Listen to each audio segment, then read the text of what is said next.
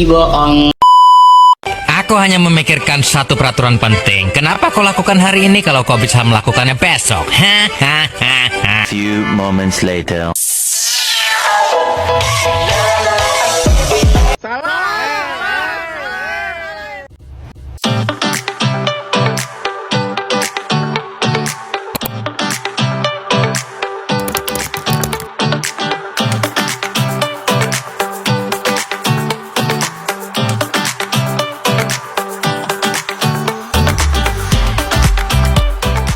Assalamualaikum warahmatullahi wabarakatuh. Nama saya Muhammad Talib Wahyu Ramadan. Saya dari kelompok 2 ingin mewawancarai seputar BK. Ibu bisa memperkenalkan diri, namanya siapa? Nama saya Lutfi Purwadani, biasa dipanggil Bu Lutfi. Lutfi mengajar BK di SMP Negeri 120, khususnya kelas 8. Bisakah saya memberikan pertanyaan kepada Ibu? Boleh, silakan. Pertanyaan pertama, motivasi utama Ibu menjadi guru BK? Motivasi pertama, ya berawal semua dari sekolah ya, dari pendidikan tinggi. Jadi waktu kuliah itu Lutfi ngambil jurusan BK, kenapa? Karena Ibu merasa mengenal diri Ibu lebih. Dan mungkin kalau orang lain senangnya dia jadi tempat curhat orang, kalau Lutfi karena Lutfi kenal diri Ibu sendiri. Jadi Ibu merasa bahwa untuk BK sendiri kita mesti tahu bagaimana diri kita sendiri itu seperti apa. Kalau kita sudah mengetahui diri sendiri, kita bisa tahu mendalami karakter orang gitu ya. Terus bisa membuka diri untuk bisa mendengarkan gitu. Seperti itu sih motivasinya. Bagaimana Ibu mengatasi tantangan dalam mengajar BK? Tantangan mengajar BK, mengajar itu sebenarnya menyenangkan. Kenapa? Karena di situ kita sharing ilmu. Kalau BK sebenarnya ada dua. Ada BK kan singkatan dari bimbingan dan konseling. Kalau bimbingan itu biasanya di dalam kelas atau disebutnya kita klasikal. Tantangannya adalah kesiapan siswa dalam belajar. Sebenarnya dalam mengajar materi BK itu rata-rata menyenangkan, ya, karena berkaitan dengan kehidupan sehari-hari. Tantangannya kalau buat sendiri, mereka tantangannya itu bukan dalam materi pengajarannya, tapi bagaimana menyiapkan anak-anak, menyiapkan murid untuk bisa rapi di kelas, merasa untuk bisa menghormati guru, tantangannya di situ. Terus juga untuk bisa siap, fokus, tidak terdistract dengan yang lain. Contoh misalnya, kalau kita di kelas ada aja kita temuin anak-anak yang jiwanya di kelas tapi pikirannya ada di luar. Itu tantangannya ya. Jadi tantangannya bukan dalam mengajar tapi dalam mempersiapkan diri siswa untuk mau menerima pelajaran. Apa metode pengajaran favorit Ibu dalam mengajarkan BK? Metode pembelajaran favorit Ibu itu namanya adalah PBL. PBL itu singkatan dari Problem Based Learning. Jadi kita belajar berdasarkan masalah-masalah atau isu-isu yang sedang terjadi di sekitar kita. Nah, dari masalah itu kita mencoba untuk membawa anak-anak untuk berdiskusi bagaimana sih win-win solution atau solusi apa yang tepat untuk mereka ketika menghadapi masalah yang seperti itu. Bagaimana Ibu menilai kemajuan siswa dalam mata pelajaran BK? Kalau BK kan tidak ada nilainya di rapot. Ya. Bagaimana menilainya? Menilainya adalah dengan disebutnya kita adalah evaluasi. Evaluasi itu ada dua, ada evaluasi proses dan evaluasi hasil. Evaluasi proses itu kita menanyakan bagaimana proses dalam pembelajaran. Apakah sesuai dengan kebutuhan, apakah prosesnya menyenangkan. Kemudian kalau evaluasi hasil itu kita menilai sejauh mana anak murid paham atau tidak materi yang guru BK sampaikan. Apa peran BK dalam membentuk sikap siswa terhadap kehidupan sosial? Ya, di zaman apa nih sekarang? Modern ya. Kalian sudah rata-rata Gen Z, Gen Alpha, ya. Tantangannya apa tadi pertanyaannya? Peran BK dalam membentuk sikap membentuk siswa. sikap. Nah, jadi di zaman sekarang ini orang itu sedikit sekali yang namanya dibutuhkan kepintarannya. Kenapa?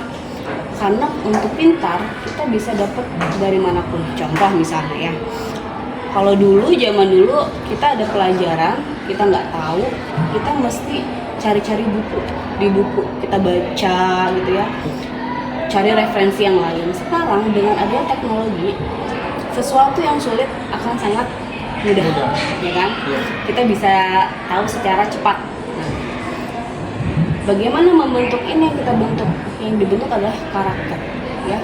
Karena kalau masalah otak, nanti waktu kita bekerja nih, nanti di usia-usianya Alif nanti bekerja, itu nggak banget dibutuhin otak kamu. Kenapa? Karena bisa digantikan dengan mesin, dengan robot. Tapi apa yang perlu dibentuk? Apa yang perlu dibentuk adalah karakter, ya. Jadi ada juga kan yang bilang bahwa adab itu di atas ilmu. Jadi adab dulu baru ilmu. Nah, tantangannya adalah supaya BK ini bisa membentuk karakter-karakter siswa yang baik, jujur, terus dia disiplin, tanggung jawab, seperti itu. Bagaimana Ibu mengatasi perbedaan pendapat dan pandangan siswa dalam diskusi BK? Perbedaan pendapat itu hal yang wajar, hal yang normal, ya. Kalau zaman sekarang banyak apa? POV, point of view. POV itu artinya adalah sudut pandang. Nah, contoh misalnya, kita sama-sama nih nonton film. Menurut Bu Lutfi filmnya nggak bagus. Apakah pernyataan Bu Lutfi sama dengan semua orang yang nonton? Belum tentu. Boleh jadi menurut Arif keren, bagus ya kan. Nah, bagaimana menyikapinya dalam belajar? Nggak apa-apa. Yang penting adalah bagaimana argumennya. Dia bisa menjelaskan sesuatu. Oh, menurut kamu kenapa kamu berkata seperti itu? Ada penjelasannya, argumennya. Jadi kita tidak menilai pendapat atau melabelkan ini salah ini benar, tetapi kita dengarkan dulu argumennya, penjelasan dari Arif. Apa peran BK dalam mengembangkan karakter siswa?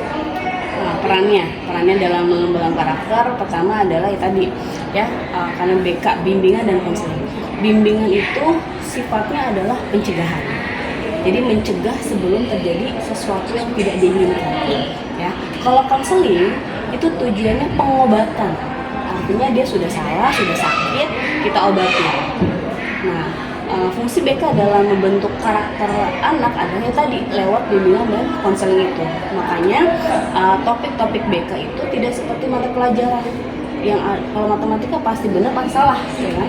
Tapi kalau di BK itu kita belajar bagaimana sih tentang kehidupan, bagaimana sih kita bersikap menyikapi sesuatu yang sedang terjadi dengan cara-cara yang tidak menyakiti, dengan cara-cara yang sehat, cara-cara yang baik.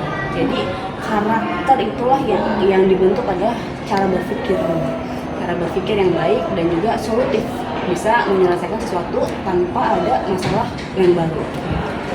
Apa tantangan terbesar yang Ibu hadapi dalam mengajar BK? Tantangan dalam mengajar BK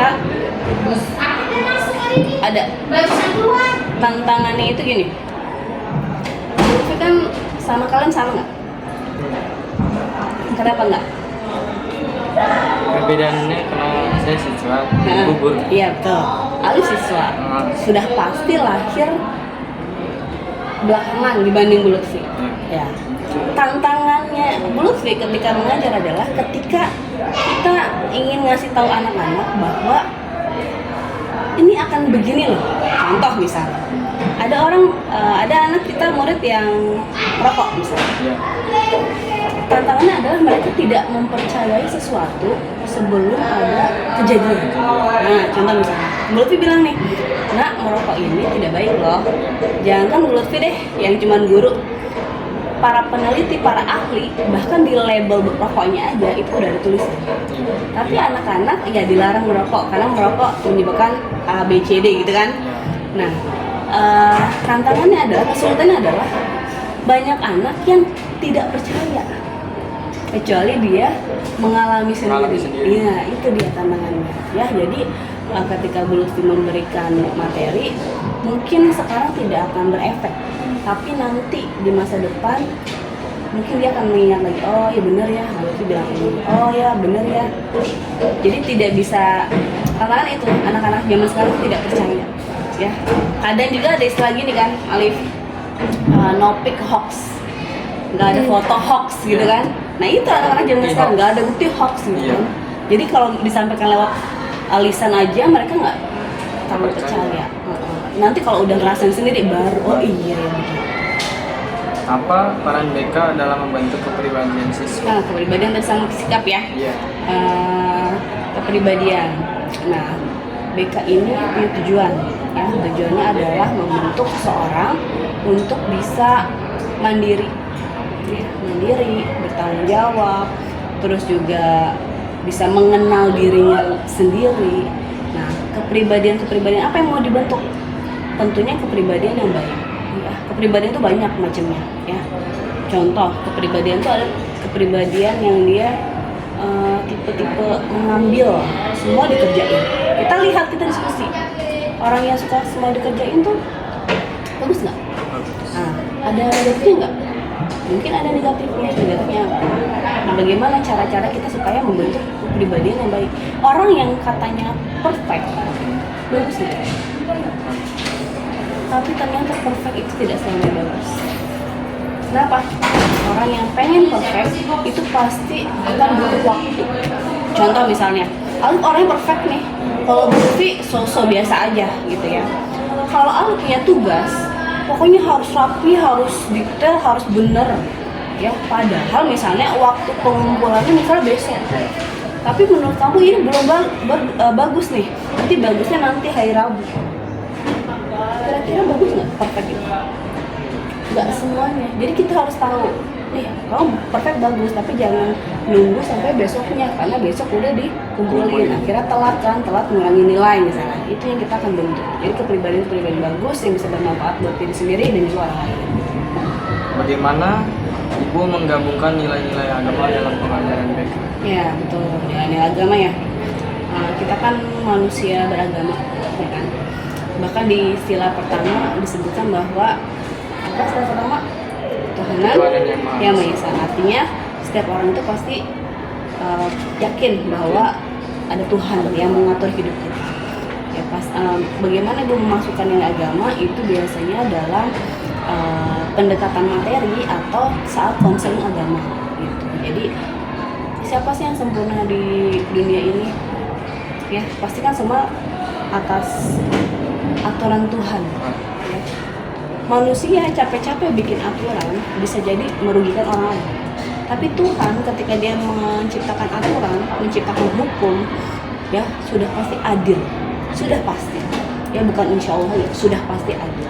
Ya jadi bagaimana memberikan pendekatan agama bisa dengan dari hadis-hadis, bisa dengan firman Al-Quran, ya atau juga dari contoh-contoh Nabi kita Muhammad SAW. Ya banyak sekali teladan yang bisa kita contoh dari Nabi Muhammad. Disitulah kita sampaikan kepada murid-murid disesuaikan dengan topik atau materi yang mau kita sampaikan. Terima kasih Bu sudah menjawab pertanyaannya. Terima kasih juga atas waktunya. Ya, jadi gitu teman-teman wawancara seputar BK. Assalamualaikum warahmatullahi wabarakatuh.